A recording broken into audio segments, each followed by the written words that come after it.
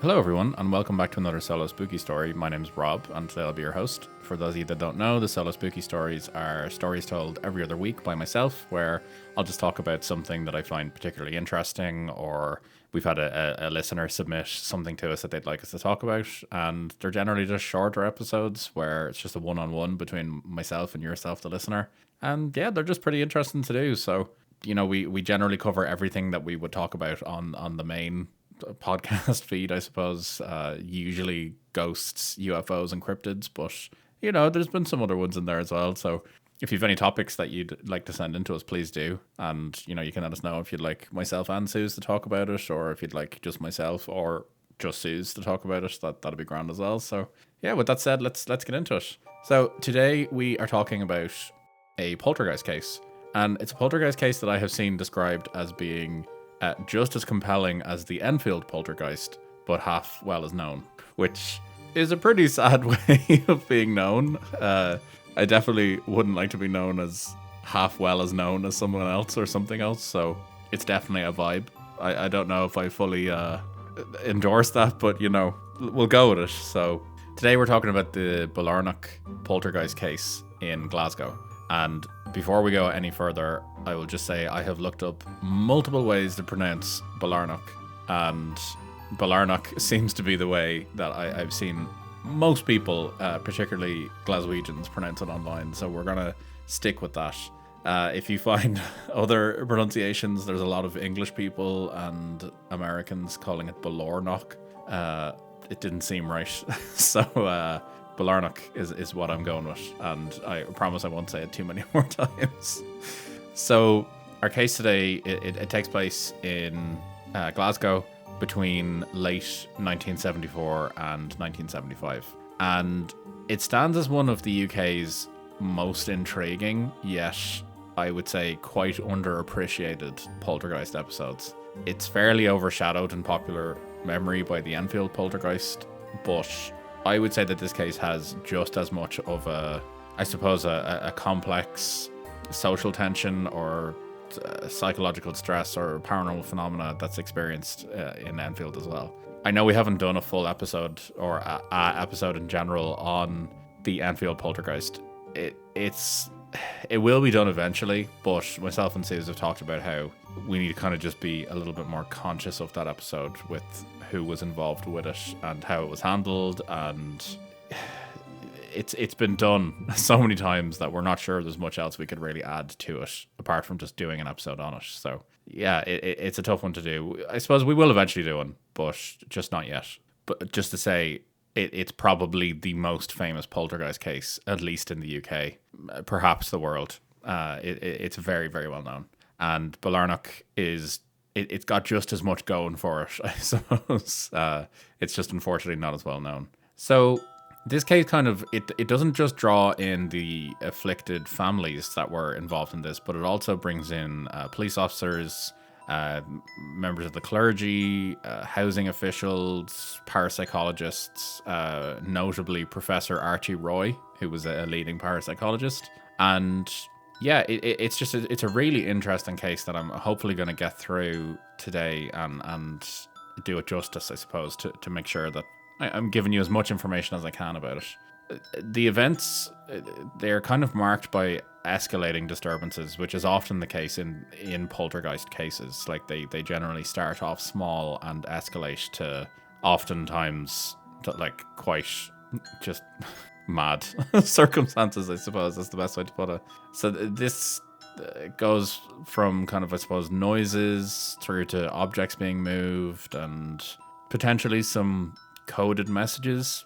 It culminates in a crisis that left the two families involved in this quite traumatized, and in general the local community quite unsettled.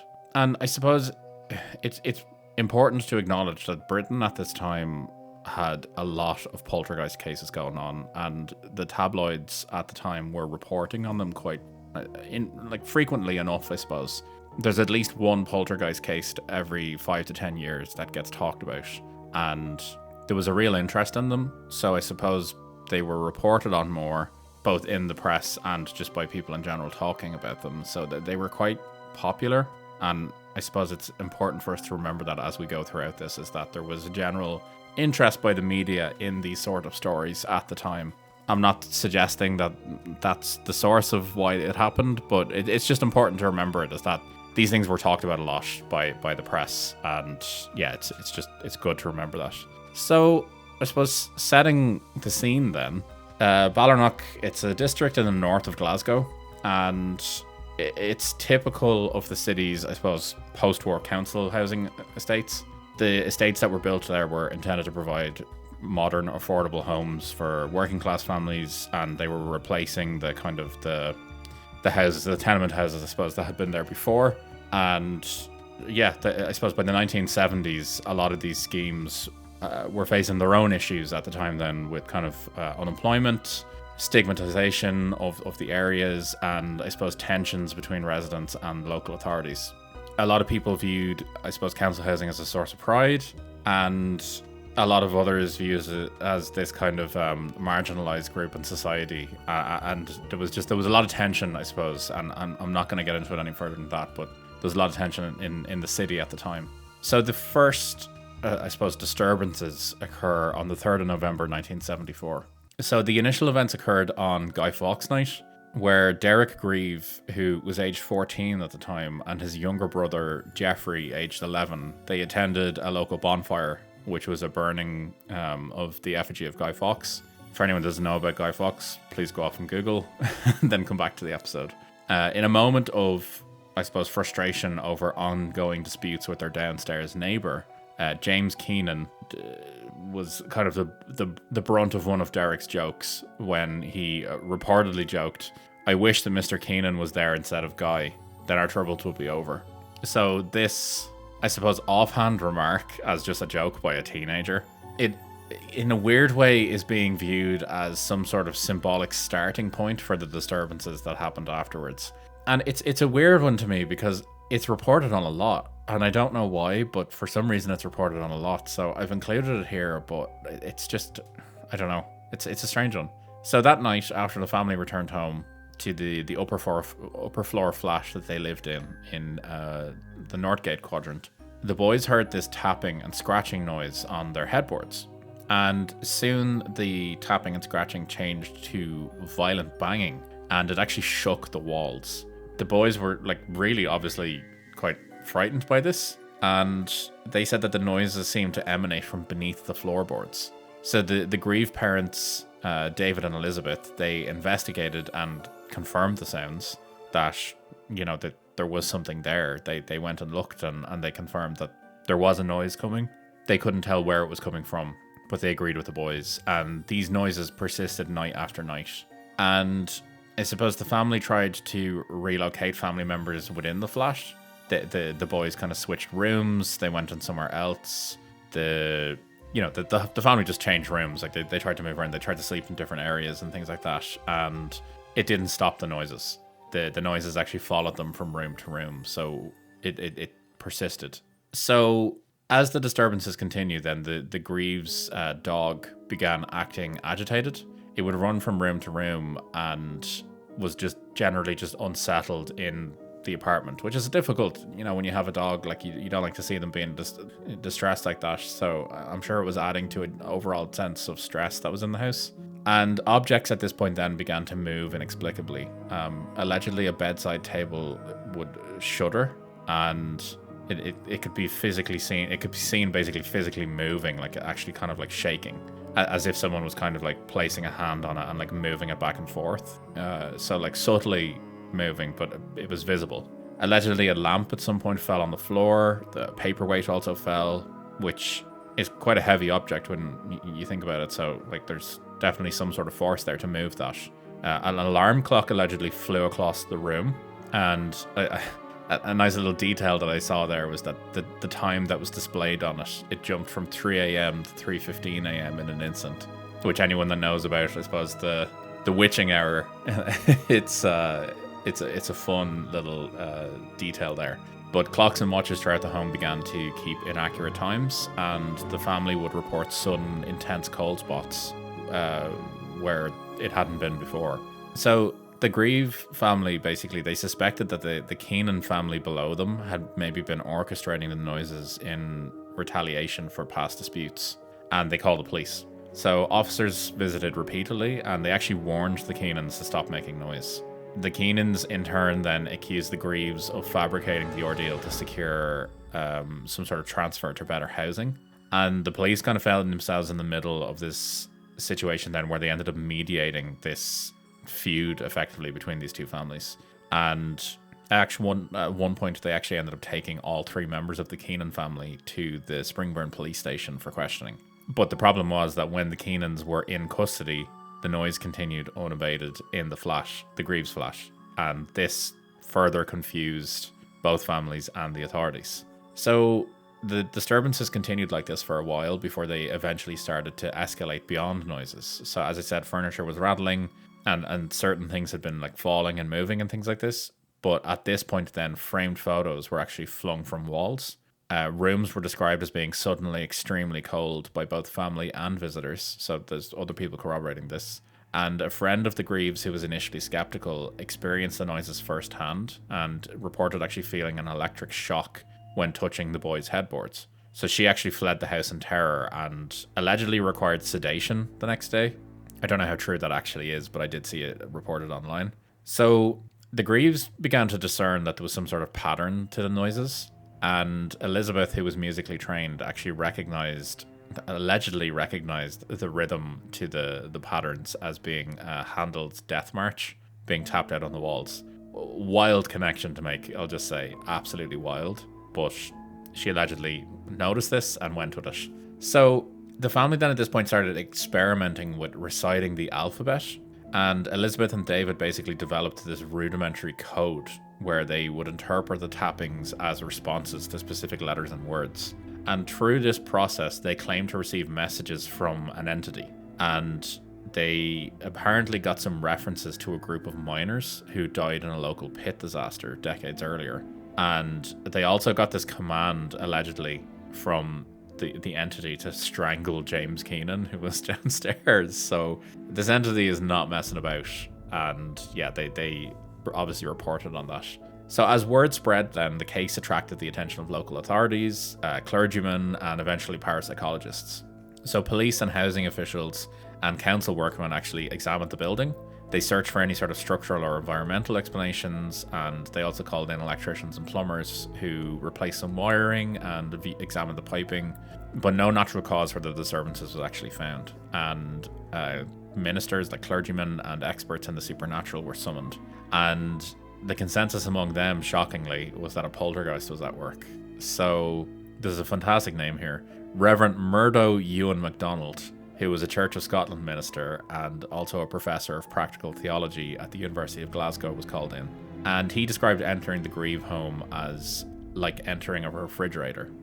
He noted that the low temperature and the immediate onset of tappings and the door slamming basically happened as soon as he came into the house. And alongside him was Reverend Max McGee. He was a chaplain at the University of Strathclyde, and himself and MacDonald performed an exorcism, like an improvised exorcism, as I saw described, on the flat. They read the Beatitudes and they prayed for the family and basically said that hopefully it would help. Unfortunately, though, despite these efforts, the phenomena persisted. And the family at this point actually began carrying Bibles around the house for protection with them. So they obviously took some comfort in the clergyman attending and viewed it as maybe something that could help. So at this stage then, Dr. Archie Roy, who was a professor of astronomy at Glasgow University and a leading figure in British psychical research, he became involved. And he alternated spending nights with the family, which I found interesting. So between him and actually Reverend Max McGee, who had attended previously, they alternated spending nights with the family. They documented events and attempted to provide some sort of scientific and emotional support to the family as well. And Roy later described the family as being in sheer terror. He said they were suffering from sleep deprivation and psychological distress. And he himself actually said that he felt vibrations in his boots during the disturbances and witnessed objects moving, beds shaking, and coded noises. He heard and saw all of this himself. So the phenomena then really, I suppose, reached a peak then when beds began to vibrate violently. Furniture began levitating in the room, and objects flew across the rooms. And the two boys, Derek and Jeffrey, experienced what was described as uncharacteristic strength and aggression. Some witnesses described them being twisted into unnatural positions or bouncing 2 feet off their beds. So they would be lying flat and then would be shot up in the air. At one point then, allegedly one of these coded messages was received. And again, it was an instruction to the family to strangle James Keenan, which this is now, I believe, the second time this message has come through. And unfortunately, after this point, actually, James Keenan's health, his health began to deteriorate rapidly. And unfortunately, he actually died of bronchial carcinoma. It was a malignant condition of the throat, is what some said it was what killed him. But some have interpreted this as some sort of eerie fulfillment of the Poltergeist command, which is just wild. I'm sorry, but that is just wild. Like, the dude was obviously sick. Like, I don't think there's any other way to look at it, but some people have pointed to this as evidence. And all during this time, the Greaves family were trying to relocate homes, and they were unsuccessful all throughout these attempts. The disturbances actually started, I suppose, following them as well. So eventually, when they did move homes, the disturbance just kept following them. And this led investigators to think that the phenomena were actually attached to the family rather than the location. So after over a year of this happening, the activity one day just abruptly ceased. People have said that this coincided with Keenan's death and a final series of knocks at midnight, the night that he died. But yeah, the house basically just stopped having any sort of phenomena after this point. So the Greaves eventually moved away, and the house eventually, much later in time, was demolished. But yeah, it kind of just abruptly ends. Unfortunately, the neighbor, as I said, he passed away. There was allegedly some knocks heard, and then it just stopped. People have said that he was the source of all of this, as in the target. Others have said there's many other theories, and I will get into some of them, but it's just it's a wild set of circumstances when you think about what's happened over the course of a year, basically. Like, it's a lot. So I've gathered up some witness testimonies, I suppose. So statements from the Grieve family themselves, and then from the Keenan family. So David Grieve, the father, he said it was perfectly obvious that the family was in terror. We were getting gaunt-skinned through lack of sleep. And at the height of the bangs, the house would shake as if a sledgehammer was being used on the wall every 4 seconds. Elizabeth Grieve, who was the mother, she said our bedside table shuddered and everything fell on the floor. I started to feel the Bible being yanked, but what felt like an unseen hand. My bangle bracelet tore from my wrist and ended warped and bent on the floor. And there was one quote I saw from Jeffrey where he said that he saw a pencil had danced across his desk and that doors had closed in his face, which is obviously quite a disturbing thing. Some quotes from the Keenan family then, they said we were awakened, so James Keenan, the father who unfortunately passed away, he said we were awakened several times by the police and taken to the nearby Springburn station, and he felt that the Greaves were lying about the ordeal so they could move to a better council house. Janet Keenan said that the Greaves are orchestrating the ordeal to gain publicity, but again agreed that they did hear what was going on, they just couldn't explain it. Some police officers, I saw a quote from an unnamed police officer, so take this quote as you will, saying, "There's something strange in that house, something we can't logically explain. You get it to materialize and I will lock it up." There was other reports as well, allegedly from police. None of these are named, obviously, but it says even 50 feet from the house, officers heard the uproar from inside, and faces of doubt on the police officers were soon replaced by expressions of amazement. Again, none of these are named, so take them with a grain of salt, please. And yeah, there was numerous, as I said, clergymen there, parapsychologists. There was just a lot going on. So there was obviously official investigations, unofficial investigations as well, and yeah, I suppose Archie Roy, the professor there, he, I suppose, led the longest unofficial investigation, where he attended the house, and his approach was characterized by a balance of skepticism and, which he emphasized as well, empathy. And he noted that while some of the alleged hauntings could be attributed to misinterpretation or psychological disturbances, he did say that this certain elements of it did defy explanation, and yeah, he made allegedly like tape recordings and things like that. So he actually has recordings of the noises, and he himself felt at the end of this that this was probably the most significant case of his career, and he emphasized the importance of providing support and sympathy to the families that were caught up in this, basically. So he himself was convinced by this, but who are we really to know? So yeah, I talked about those tape recordings. So they were made. Allegedly, they've been lost now. I couldn't see any recordings of them online anyway. But there is apparently like some testimonies out there recorded from the time. Obviously, the media reported on this because, as I said, they love this sort of stuff, or did anyway. The Glasgow Herald in particular published articles on it, and yeah, more people in the press did talk about it. So yeah, that's kind of it, I suppose. I don't really want to get into like too many theories and things like that because there's just heaps there. I suppose there's two main camps of theories here. Some think that it's actually a poltergeist. There's actually haunting the house, and by the downstairs neighbor dying, that it released him or something.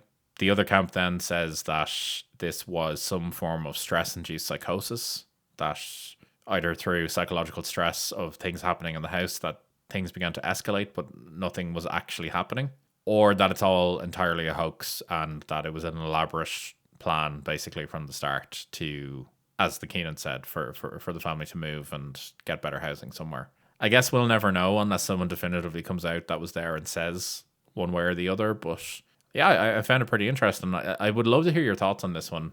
As I said, it happened at a really interesting time in British history where there was a lot of interest in these sort of cases. And as I said, the Enfield Poltergeist happening as well. It's just a really interesting time. So I'd love to hear your thoughts on this. You can reach out to us on social media. You can get us on Threads and Instagram at the Spooky AF Pod. You can get us on the YouTube comments after this episode goes up, or you can email us at the spookyafpodcast@gmail.com. I'd love to hear your thoughts, as I said. Let me know if you think this was actually a haunting. If you've heard of it before, I'd love to know if you've heard of any other cases similar to it. And yeah, with that said, I hope you're having a lovely time whenever it is you're listening to this, and I'll catch you in the next one.